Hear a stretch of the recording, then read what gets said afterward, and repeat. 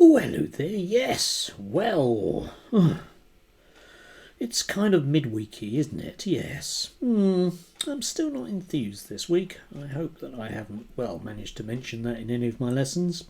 Probably have. Anyway, yes, this week, one of the things about being a radical, out there, wokist lefty like me is that you tend to sort of find yourself on this kind of view of the world whereby you think, is it just me?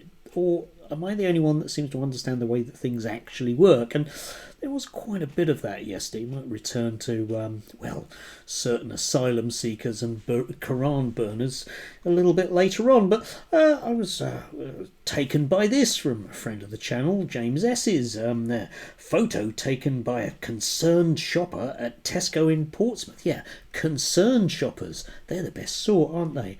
I wonder if you get unconcerned shoppers. I think I'm one. Anyway, having these ideological flags plastered all over the supermarket sends a clear message to staff and shoppers alike. Believe in biological reality and you're not welcome here. Yes, and you can see there are loads of signs in the supermarket. I wasn't entirely sure what he was going on about because I was a bit worried about all those signs of bananas there. I mean, imagine if a child saw those and picked up a banana and started playing with it in some sort of vaguely sexual way that only James could think about. It'd be really bad, wouldn't it? But of course what James is doing here is he's suggesting that basically there's something that he doesn't like and therefore the world needs to change around him. It can't possibly be that he could maybe, I don't know, just not go to Tesco's. Might be an idea. No, that would be foolish, wouldn't it? No, we have to. Tesco's needs to change. And of course there's this notion that somehow, gay or trans people or whatever it might be don't actually use shops. There's the view that shoppers don't include certain numbers of people. And he was at it again here. Same thing from the second. A whistleblower. Ooh, whistleblower, that sounds important, doesn't it? Even though it's just some person from Southwark Council has leaked this poster recommending trans books, in inverted commas you notice, for children under the age of 5 years old. Yes, taxpayer-funded councils are indoctrinating our children. Yeah, so in other words, it's just some person that sent him the picture. That's it. And there are books there. But again, you'll notice that whether or not you particularly like things like frogs or teddy bears, it's really dreadful, isn't it? Imagine if a child, was to see that teddy bear and then went to Yosemite National Park where they would maybe see bears and think that they were very friendly, whereas in fact that they're not, and they get ripped apart, and it would all be Southwark Library's fault, wouldn't it? Well, maybe not. And of course the notion here is, of course, that, only taxpayers are people that aren't, gay or trans, are they? No, they aren't. Not decent people, they don't pay tax. They don't pay tax. Indecent people, do they?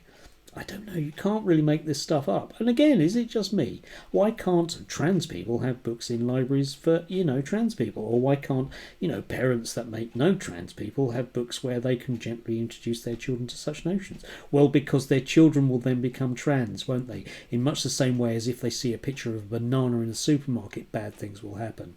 Presumably.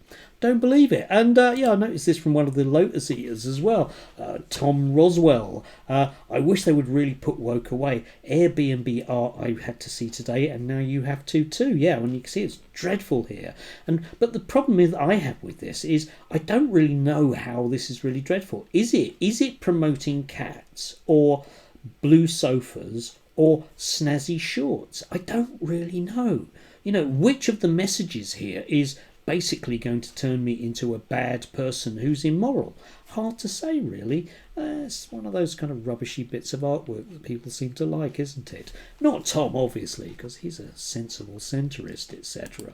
Anyway, to the meat of the matter, of course, we did have everyone's favourite asylum-seeking Turkish guy who got interviewed by GB News. I had to smile at this. Have a quick look at this. Give the Quran and then shout things like F Islam, Islam is the religion of terrorism. First of all, I got caught up in the moment and used a swear word and said this in my statement to the court as well. And the fact that I shouted the Quran must be banned, and also Islam is a terror religion. At the time I defended this at court and I'm still defending this. I've been studying the Quran for 25 years. I've been studying the paragraphs, the rules, and everything. And these words are not random. The slogans I'm shouting are not random sentences I'm making up.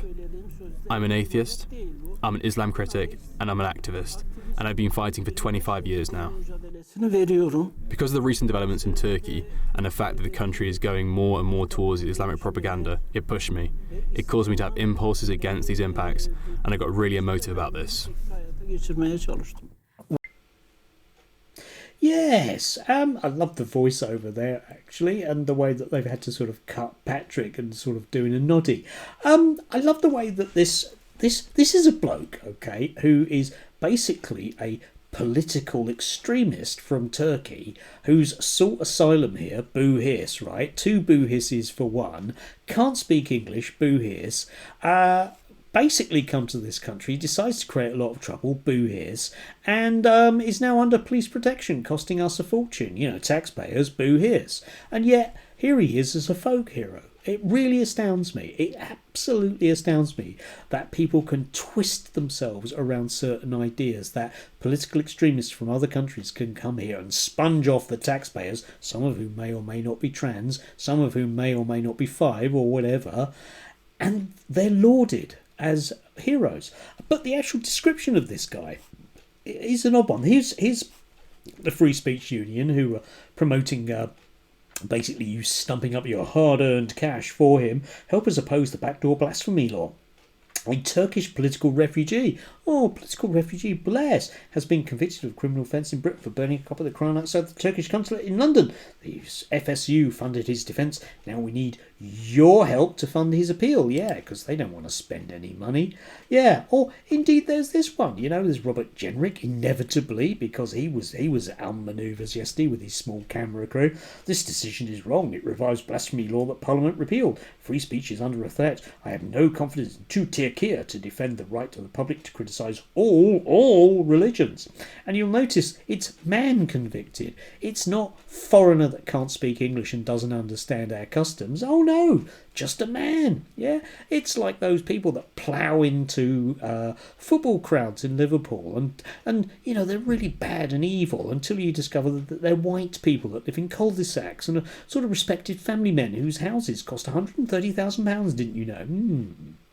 How things change, don't they? And yeah, Robert Jenrick was still at it a bit later on by just deciding that judges aren't doing what he wants them to and lawyers aren't doing what he wants them to. So Jerry Adams, Shamina Begum, Osama bin Laden's right-hand man, Lord Hermer, has spent much of his life defending those who hate Britain. Why on earth did Keir Starmer handpick him to be Attorney General? I don't know. Maybe he was qualified as a human rights lawyer. Maybe that's the way that one works.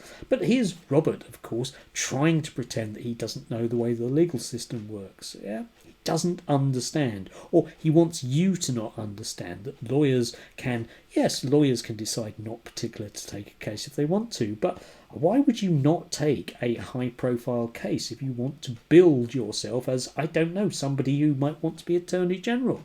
Can somebody explain that to me? And the answer is, in Robert's case and all the rest of them, particularly the FSU and certainly in James S's, the answer is no. They do know, but they prefer it to bamboozle you and get you cross about things that they hope that you don't understand. But of course you do, because you come here on a regular basis, don't you? But anyway, I would say that, wouldn't I, as a woke leftist? I'm still worried about those bananas, though. I mean, children, bananas, it's a very bad combination. They'd probably overdose on potassium. Anyway, do have a glorious Wednesday if you can do, and remember, probably where you put your keys. Enjoy.